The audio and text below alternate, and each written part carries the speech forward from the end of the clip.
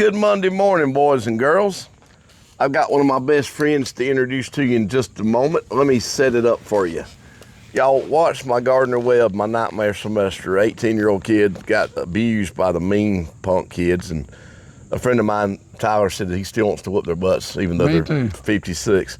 So what I did, boys and girls, I bailed out of there. I finished the semester, picked up 11 hours, and there's a college above us called North Greenville University. Well, at this time, it was a JUCO junior college called North Greenville College. Well, I went there. My mom took me. I don't know if you knew this, Mike, but I went 2 or 3 times before school ever started with my cane and learned how to get around it. Yeah, my mom taught me how to walk around the place. So fast forward late January 1988, after the big snow that we all had, those of you that were around here at that time remember it. I'm going to fast forward to our freshman orientation, and my good friend and great American Michael Kevin Sanders is going to pick up the narration from Go For It, sir.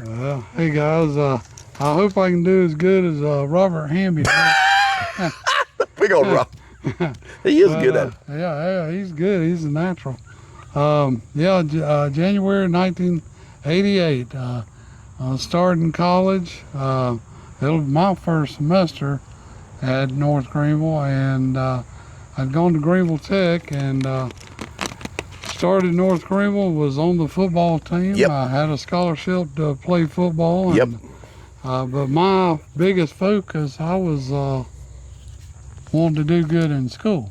I was the first person in either side of my family to graduate high school and go to college. I didn't know that, Mike. Yep, on both sides. I did not know that. So my ultimate goal, I didn't want to fail out. And you didn't, sir. So I was hoping for a good roommate and somebody to help me with school. And I had 8 o'clock calculus classes, and physics and English and religion. And it was a tough tough semester. Yeah. So I was hoping I would get some great roommates. And me and Hugo instead. When we went up to the dorm room and got unpacked and made my bed and getting settled in, and in walked Hugo Parker Burbridge. And you'll meet him later, boys and girls. From Jedburgh, South Carolina. Jedburgh. Great guy. Oh, yeah.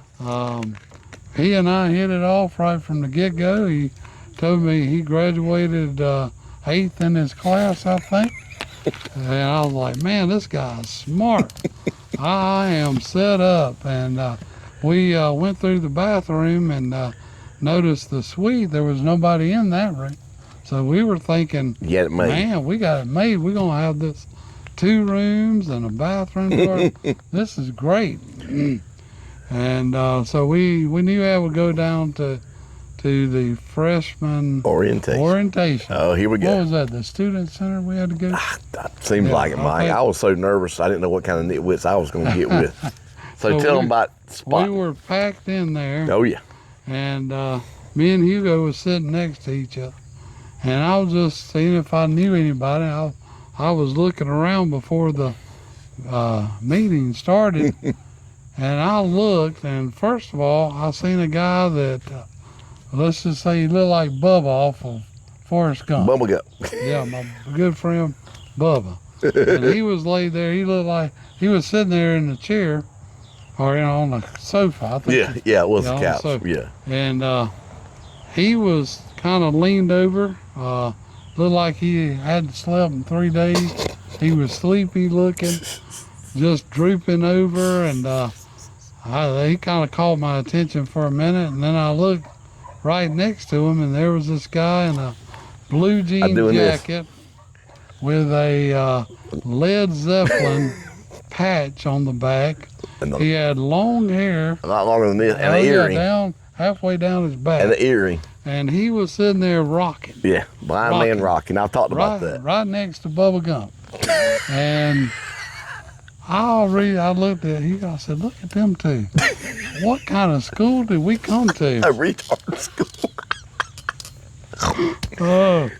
So then the meeting started, and we you know, suffered through that part and headed back to the room. And me and Hugo was laying back in bed just talking, and we heard a knock on the door. Uh-oh. And I look up, our door was open because we didn't have air conditioning. Nope. Right, which we wouldn't have needed in January. But we need it in May, April. Yeah. I look up and a guy in a trench coat come walking in, and attached to him at the shoulder was, here's this guy in the blue jean jacket. Attached. I was holding on to him, smart ass. And he said, here's your sweet mate, Mark. And he said, oh. And me and Hugo looked at each other like, oh my God, we got this guy. Did he bring the weed with him? What kind of school are we going to? You shouldn't talk about your guitar teacher like that. Which I did teach the guitar, boys and girls. We'll demonstrate that on down the road. So Mark went in his room, and I guess, did me and Hugo help you get set up? I know the guy did. Yeah, and as soon as he left, I come back over and I gave Hugo a dip, and it was on. Yeah, Mark and Hugo hit it off. They were best buddies. Hey, what about? Hey, I was friends with you too. We were friends, but you and Hugo hit it all. Y'all were. Well, I was his roommate for a year. Well, let me tell you this. Oh no, not the I toothpaste. walk out to the car, and back then, kids today, I guess they got phones in the room. Well, they got cell phones. Yeah, cell phone. Back then, we had a phone at the end of the hall. Yep, outside, on the wall. I had to go get something out of my car, not my keys, but I had to go get something out of the car. That's another story. Yeah, that's another story. I come walking back up, and I seen Mark touching the side of the wall, trying to find the phone. He found the phone about the time I was walking by. I wish you would tell this. Nah, it's funny. And about the time he picked up, he was filling over to dial the digits. Push buttons, yeah. And I said, hey, buddy, you need help down? He said, no. And he, I said, well, F you, buddy. You didn't say that. You didn't. Well, see, I didn't know it was you, dude. I didn't know. He didn't say that. Like you didn't need no help. But I tell you what, I'll get you to dial a phone for me if we can find one, because now I'm too lazy to do any damn thing. But no, I was just trying to be independent. And plus, you got to remember what I just been through, so you didn't know none of that. I did that. The way them guys had treated me. And Mark and I have been friends how long now? Well, since January of '88. And Mark very seldom, if ever. I think you kind of touched on it. I've alluded that I had a bad time, but until you saw the video, you didn't know that stuff. There's a lot of stuff I learned, and I didn't know what Mark had gone through the semester before, and I am glad that we had a real good time at North Greenville in the spring and in the fall through. And even through the summer. And oh yeah, we were. Me and Mike were good friends by summer. I hope it was a good experience. I hope me and Hugo. It was great, and me and you were so close that when I went to Lander and you went to Clemson, you'd come stay weekends at Lander, and I'd come stay with you in the football dorm at Clemson. That's right. Under Danny Ford in his last year, but that's right. But yeah, boys and girls, Mike is a great friend. We've been friends ever since then. I taught him. There wasn't a lot to do in a dorm where you couldn't have girls or a beer, and if they caught you a beer, they'd kick you out of the school. You were expelled. So they never caught me. But no, we won't talk about Dave May just yet. But we try to find things like Mike Sanders. That's you, by the way. Had a hell of a pitching arm, even though he played fullback. And we were on the third floor because one of the guys said that makes good sense. The first blind kid they had up here, and they put him on the third floor. And no elevators. You had to walk downstairs. Yeah, well, there you go. I probably deserved to be low priority at that point. But I'd be in there. I had to hire a reader. I hadn't got into this yet because I didn't have one at Gardner Webb to read to me. And we'd be sitting there with, like he told you, there wasn't no air conditioning. The window would be open. There wasn't no screen on the window. I hear thump, thump. And Mike would be down in the parking lot below the third floor and across the way throwing tennis balls at my window. And sooner or later, it would come through there, but this hot as hell coming through that window, bouncing off damn walls and flying around, and me not knowing where it was going to go. And but something we discovered was it was dark back there, and if we could fill a 2-liter Coke or Pepsi bottle up with water and cap it and throw it, and like I said, he had the arm. throw it right behind people and it would like explode with a crash. Mark never had.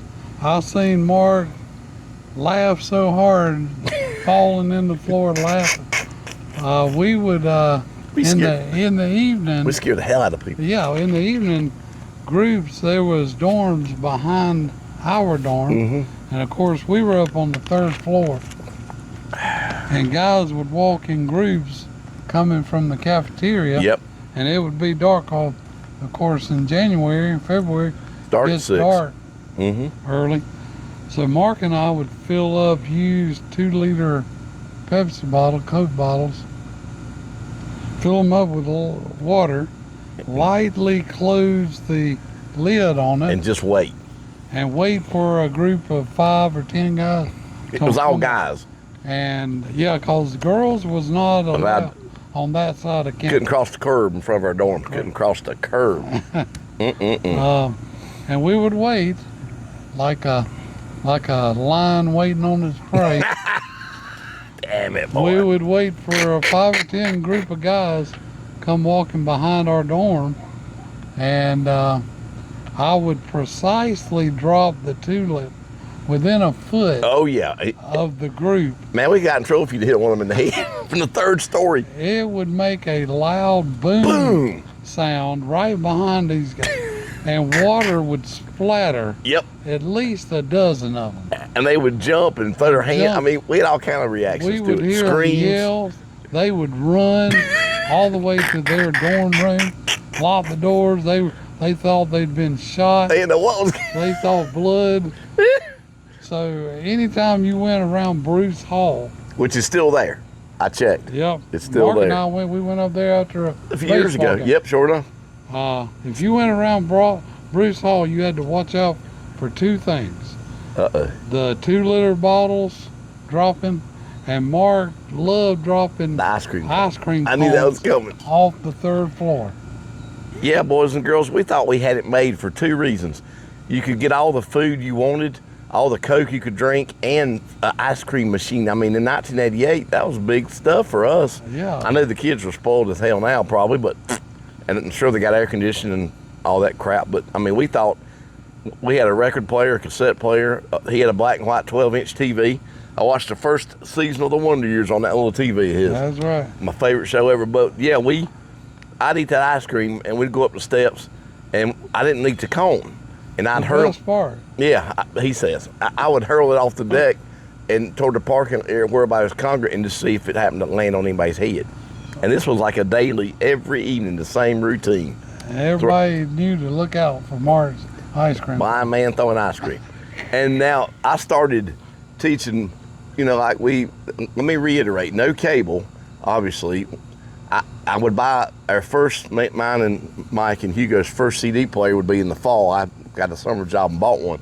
But we had a record player and cassette deck, radio, and the black and white TV. So I started teaching Mike the guitar. His family the Sanders family had a gospel group at one time, didn't they? We probably up to the time I was 3-4 years old, we would travel around on, I say we, that would be my Uncle Jimmy, I remember him.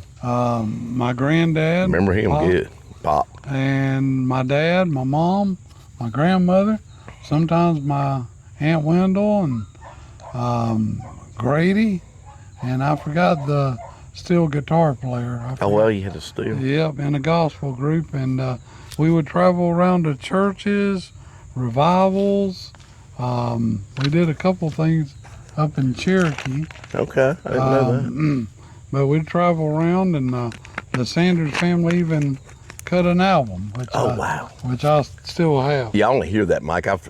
I mean, you've told me about it, but I've not heard it. My dad was the lead singer, and granddad played the guitar, and grandmother backed up singing, and they had a good harmonizing. So I started teaching him how to play, and My granddad taught me a little bit. Gotcha. And my other granddad, on the Ellison side of the family, he taught me a little bit.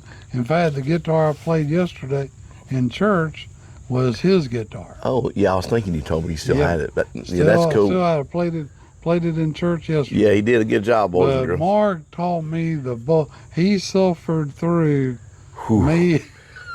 Now, How bad was it? all right, well, now we had my first mistake was letting him play the electric. Nah, because I had an amp that sounded like garbage. Now, boys and girls, I've got a great sounding guitar amp. It's not even here. It's a buddy's at Fireballs. Y'all met him back with the golf lesson because he's got drums. But I got a great amp and a $3,000 Gibson, but at that time, not so much. And he wanted to try the electric. So I said, well, take it in your room. And I'd shut both the bathroom door on both sides. And sometimes he'd turn up the distortion, and it was bad. Now I've heard some bands like System of a Down, and it wasn't that bad, but it was because that's horrible racket, but it was terrible. And I said, well, look, man, I got a summer job.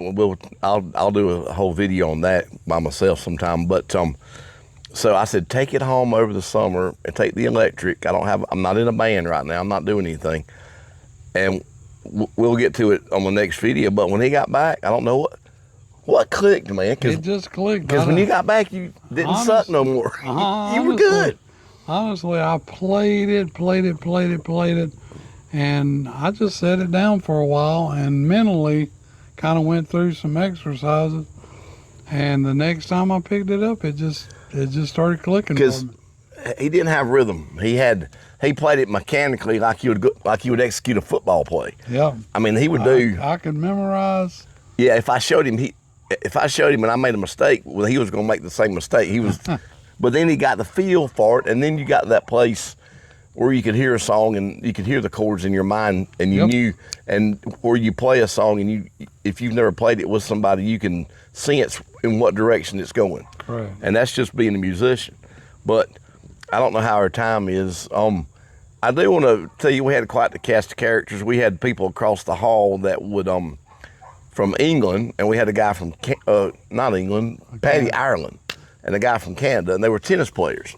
North Greenville apparently And Greg was from Florida. Yeah, apparently North Greenville had one of the better tennis teams in the country, I guess, for junior college. They won a few national championships during that time. And we would have water balloon fights and throw water balloons, but I managed to find, with the long hair, I managed to hook up with I don't want to say the dregs, but people that weren't really suited for a good Christian college. And one guy I want to tell y'all about with Mike's help, and we'll end it with this, was named Dave May. Now, Dave May was from somewhere, a different part of the country, and I remember him taking me out on a trip.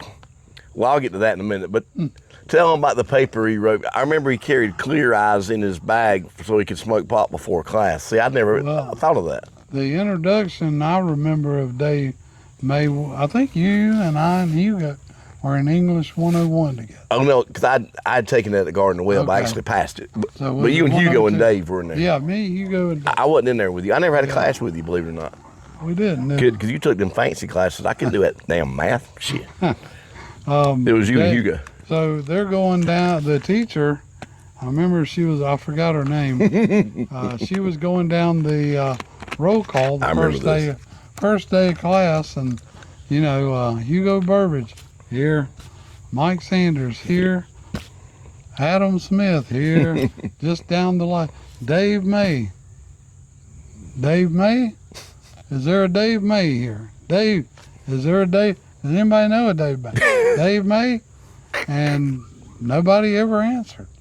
So she finished up the roll call, and she makes the statement of, if I didn't call your name, raise your hand, and we got to figure out why your name wasn't on here. Well, there was one hand that went up in the whole class, and of course everybody turns and looks, and it's this guy with greasy hair with a tie-dye shirt on of the Grateful Dead. Of course it was. And slack blue jeans, and he's got his hand raised, and she said, "Sir, what's your name?"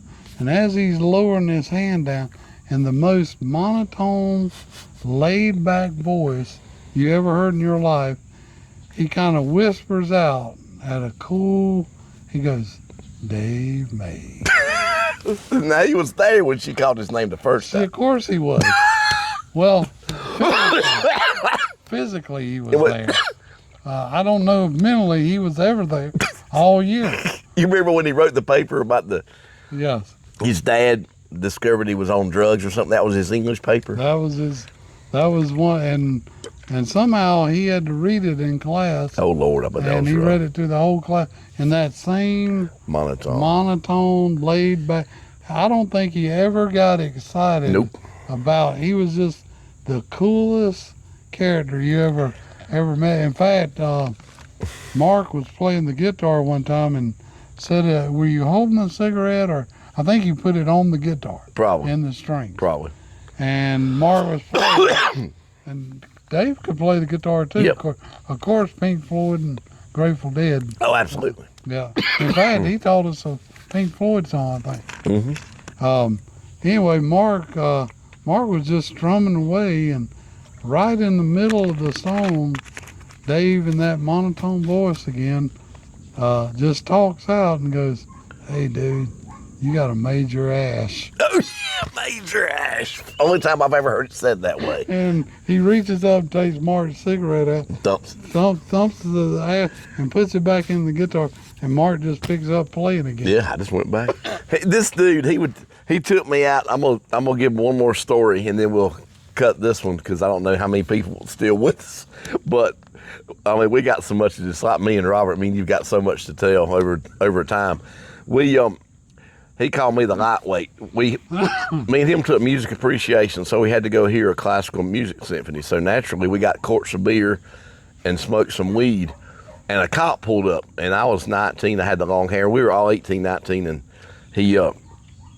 cop goes, he's after Dave. "Where's your stash? Where's your stash?" "I ain't got no stash." "Where's your stash?" So the cop said, "Well, you want me?" The cop goes, "You want me needing this?" And grabbed his pipe and everything and slung them out in the woods. We were parked up in the woods, because you gotta smoke and drink a little before you go to Furman University to listen to classical music, right? Or at least we thought so.